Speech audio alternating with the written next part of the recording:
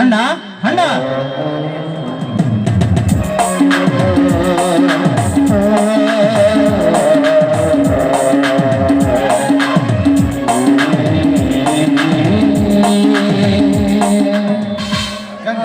ಅಣ್ಣ ಮನೇಲಿ ಇಲ್ಲ ತಾನೆ?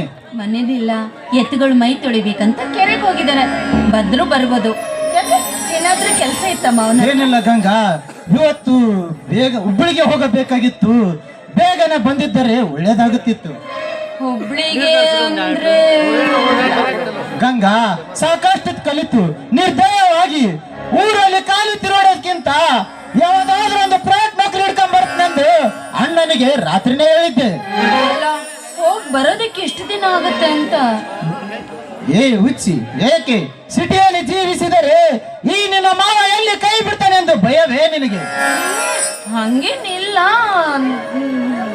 ಏ ಕಳ್ಳೆ, ನಿನ್ನ ಮನಸ್ಸಿನ ಯೋಚನೆ ನನಗೆ ಅರ್ಥವಾಗುತ್ತಿದೆ ಗಂಗಾ. ಅಪ್ಪಟ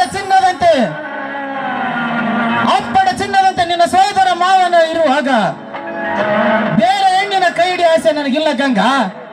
ಅದು ಹೆಂಗೆಂದಿಗೂ ನನ್ನ ಭಾವನೆ ಮೂಡಿ ಬಂದಿಲ್ಲ. ಇದು ನನ್ನ ಎತ್ತವರಾಣೆ ಸತ್ಯ ಗಂಗಾ, ಇದು ನನ್ನ ಎತ್ತವರಾಣೆ ಸತ್ಯ. ಏನ ಚಿಂತೆ ಬಗ್ಗೆ ಚಿಂತಿಸಬೇಡ, ಅರ್ಥವಾಯ್ತೇನ ಗಂಗಾ?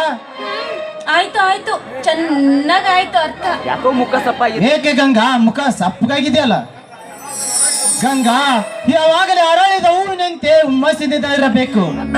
ಬಾ ಗಂಗಾ, ಬಾವಿನಲ್ಲಿ ಮರೆಗಳೇ ಮಾಡಿ ಸೂರ್ಯಚಂದ್ರನ ನಮ್ಮಿಬ್ಬರ ಮಿಲನಕ್ಕೆ ದಾರಿ ಕಾಯ್ತಿದ್ದಾರೆ. ಬೇಗನೆ ಮುಗಿಲ ಮಲ್ಲಿಗೆ ವಾಗಿ ಈ ನಿನ್ನ ಮಾವನ ಮನ ತಣಿಸುವಂತೆ ಒಂದು ಪ್ರೇಮ ಗೀತೆ ಆಡಿಬಿಡಬೇಕು.